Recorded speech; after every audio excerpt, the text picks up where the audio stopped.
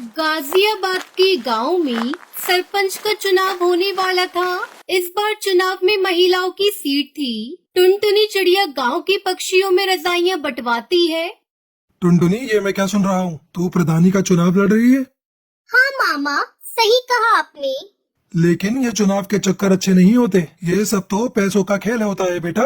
हमारे पास तो इतने पैसे भी नहीं है।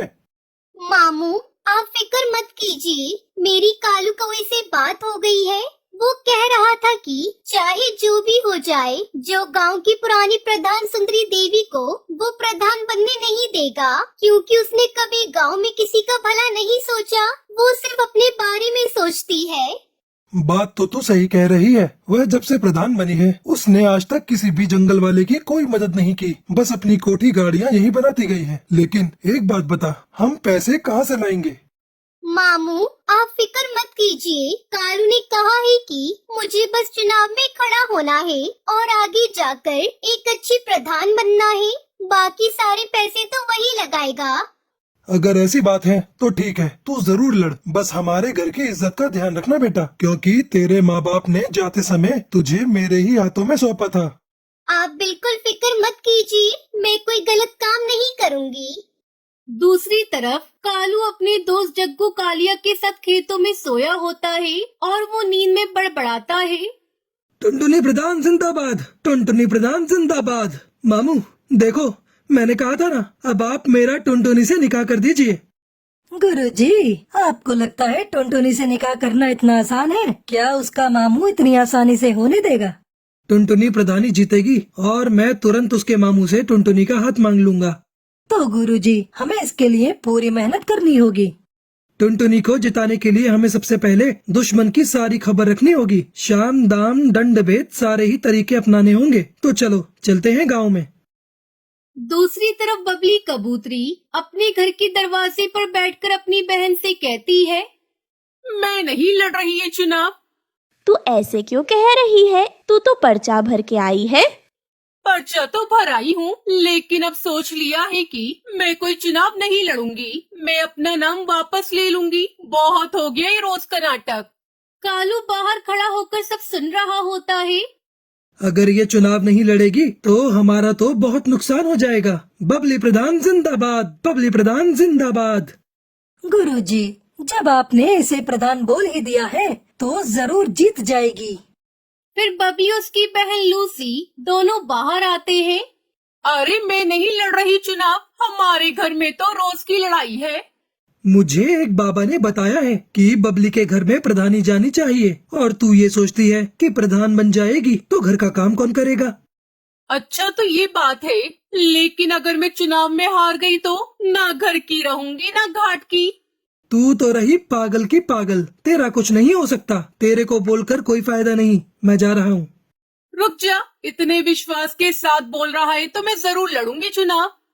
ये हुई ना बात। अब तेरी बात में कुछ वजन लग रहा है। मुझे तेरी सीट को मजबूत करने के लिए बड़े काम करने हैं। तू जल्दी से जा और 25,000 लेकर आ। 25,000 किस बात के? जो तेरे खिलाफ है उनको पैसे देकर ही तो तेरी तरफ करना होगा।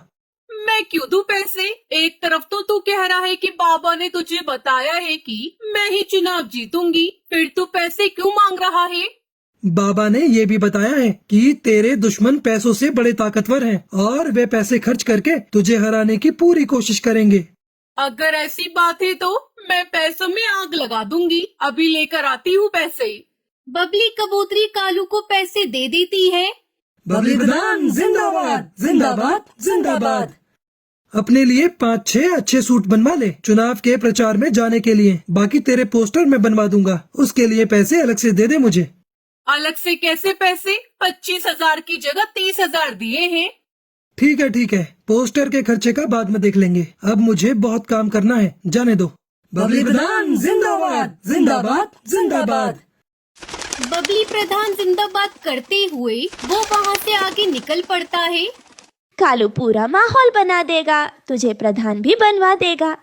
गुरुजी, कमाल हो गया। 1 मिनट में 30,000। चलो सुंदरी प्रधान के घर। सुंदरी प्रधान जिंदाबाद, जिंदाबाद, जिंदाबाद। सुंदरी प्रधान जिंदाबाद। सुंदरी प्रधान जिंदाबाद करते हुए वो दोनों सुंदरी प्रधान के घर पहुंच जाते हैं। मेरे टक्कर का इस पूरे गांव में कोई नहीं है। प्रधानी का चुनाव तो मैं ही जीतूंगी। हाँ सुंदरी प्रधान, तुम बिल्कुल ही सही कह रही हो, तुम ही जीतोगी। मैं तो स्कूल में खड़ा होकर सारे वोट तुम्हारे ही नाम पर डलवाऊंगा। मेरा बस चले तो सबको भगाकर खुद ही तुम्हारे नाम पर वोट डाल दूं। कालू तू याद रखना मुझे।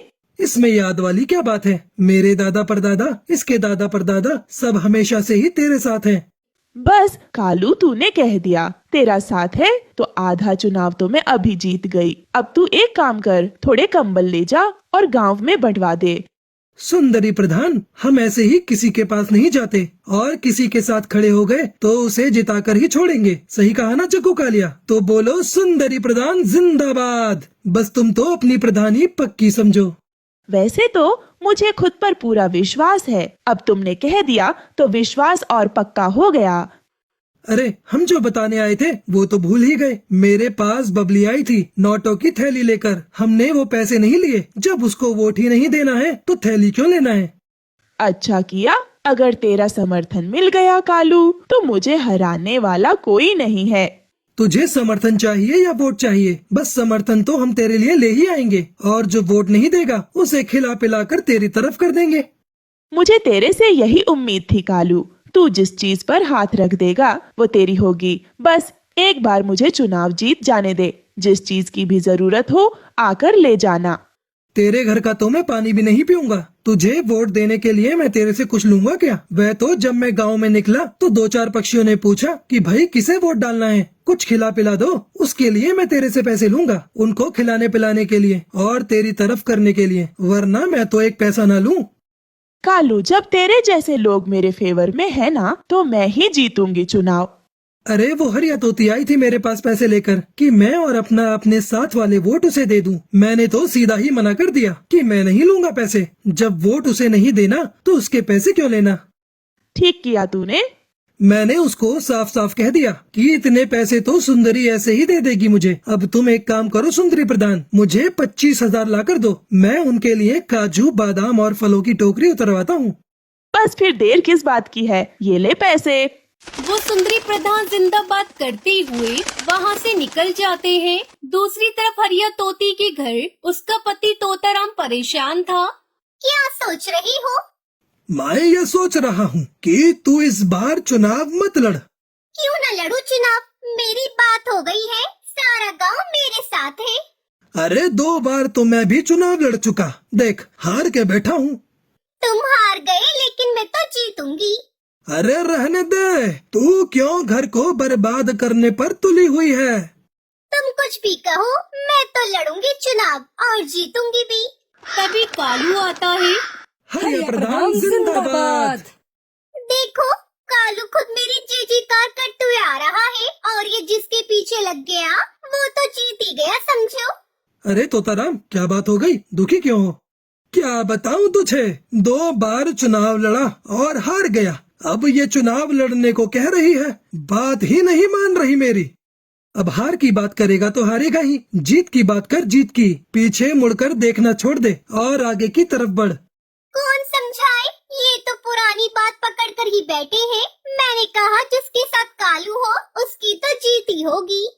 अब तुम्हें क्या बताऊं, 3 बार आ गए मेरे घर पर 30,000 40,000 लेकर। कह रहे थे कि तुम बस चुनाव जितवा दो, पैसे चाहे कितने भी लग जाएं। तूने किसी को हाँ तो नहीं करे? ऐसे कैसे हाँ कर देता? ऐसी गालियां दी, अगर तू सुनती तो तेरे कानों से खून आ जाता। बिल्कुल सही किया तूने। मैंने तो बोल दिया कि तू 30 लेकर आई है, 40 तो हरिया मुझे ऐसे ही दे देगी। इतने पैसे तो नहीं दे पाऊंगी। कितने पैसे दे पाएगी? बताओ जी। क्या बताऊं, 15,000 दे दे कालू को। ठीक है, ये तो हमारे घर की बात है। बाकी के पैसे बाद में दे देना। और एक बात बता दूं, ये पैसे मैं अपने लिए नहीं ले रहा, लोगों की खुशामद के लिए ले रहा हूँ, ताकि उनका वोट तेरे नाम पर डलवा सकूं। मुझे क्या करना है पैसों का? वोट के लिए तो हमने दारू मंगा रखी है। अरे बेवकूफ, जो दारू नहीं लेता उनके लिए कुछ और मंगवाना पड़ेगा। बस ये पैसे उनमें ही खर्च करूँगा। ठीक है, पैसे ले जा और दारू की बोतल भी ले जा और बना दे हमारे नाम का माहौल पूरे गांव में। कालू और जग्गू कालिया हरिया प्रधान जिंदाबाद करते हुए वहाँ से निकल जाते हैं। कुछ दिनों बाद बबली अपनी बहन से कहती है, मुझे बाकी किसी से डर नहीं है, सिर्फ टुनटुनी से डर है। बिना पति की इलेक्शन लड़ रही है। गांव के सारे मर्द पक्षी तो इसे ही वोट देंगे। तुम फिक्र क्यों करती हो? वैसे भी ये अपने गांव की है नहीं, ये इसके मामा का गांव है। इसकी सीट तो कैंसिल ही कर देंगे। वोटिंग का दिन आता है और गांव में वोट पड़ते हैं। सुनो गांव वालों, हमारे अधिकारी जी ने वोटों की गिनती कर ली है। अब वह परिणाम की घोषणा करेंगे। गांव वालों, टुनटुनी 103 वोटों से आगे है और वह गांव की प्रधान घोषित की जाती है। टुनटुनी कालू सब नाचने लगते हैं। गांव वालों, हमें पंचायत बुलानी होगी। यह चुनाव गैर कानूनी हुआ है। हाँ हाँ, सही कहा तोताराम ने। ये चुनाव गैर कानूनी है। टुनटुनी तो इस गांव की है ही नहीं, फिर ये चुनाव कैसे लड़ सकती है? गांव की चौपाल पर पंचायत बिठाई जाती है। गांव वालों, तोताराम का ये कहना है कि टुनटुनी इस गांव में गलत तरीके से चुनाव जीती है, क्योंकि वह इस गांव की है ही नहीं, इसलिए चुनाव दोबारा होंगे। क्यों होगा दोबारा चुनाव? मैं प्रधान बनी हूँ, मुझे जिताने वाले गांव के पक्षी ही हैं। हम पागल हैं जो हमने चुनाव के लिए 10 बीघा जमीन बेच दी। मैंने कोई गैर कानूनी तरीका नहीं अपनाया है। चुनाव लड़ने जीतने के लिए मैं इस गांव की हूँ। मेरा निकाह इस गांव में हुआ है और इस हिसाब से मैं यहाँ चुनाव लड़ सकती हूँ। किसके साथ हुआ है तेरा निकाह? हमें भी तो बता। कालू से हुआ है मेरा निकाह, मैं झूठ नहीं बोल रही। गांव वालों, मेरी बात सुनो। ये चुनाव सही तरीके से हुआ है, क्योंकि प्रधान बनने के बाद किसी को अपनी कोठी बनवानी थी, किसी को फॉर्च्यूनर खरीदनी थी, तो किसी को अपनी बेटी की शादी करनी थी। सबको सिर्फ अपने बारे में ही फिक्र थी। गांव की भलाई की तो किसी को पड़ी ही नहीं थी। इसलिए मैंने इस गांव की भलाई के लिए टुनटुनी से निकाह किया। सबके सामने बोलता हूँ, ये गांव का काम करेगी और विकास भी करेगी। अगर ऐसा नहीं हुआ तो मैं खुद टुनटुनी से उसका इस्तीफा दिलवाऊंगा। गांव वालों, मैं यहाँ पर बड़ी हुई हूँ, लेकिन मैंने हमेशा आप सबको गांव की टूटी सड़कों की वजह से परेशान होता हुआ देखा है। इस गांव में 5वीं क्लास के बाद कोई स्कूल नहीं होने की वजह से बच्चों को इतनी दूर पढ़ाई करने के लिए दूसरे गांव में उड़ता हुआ देखा है। मेरे मामू मुझे पढ़ाना चाहते थे, लेकिन हमारे गांव में कोई स्कूल नहीं था, जिस वजह से मैं आगे नहीं पढ़ पाई। और मैं नहीं चाहती कि हमारे गांव की आगे आने वाली पीढ़ी कम पढ़ी लिखी हो, खास तौर पर चिड़ियाएं, जिन्हें आप सब आगे की पढ़ाई के लिए दूसरे गांव नहीं भेजते। गांव के सभी पक्षी कालू और टुनटुनी के लिए ताली बजाने लगते हैं और इस तरह टुनटुनी चिड़िया जंगल के प्रधान बन जाती है और कालू की टुनटुनी से शादी हो जाती है।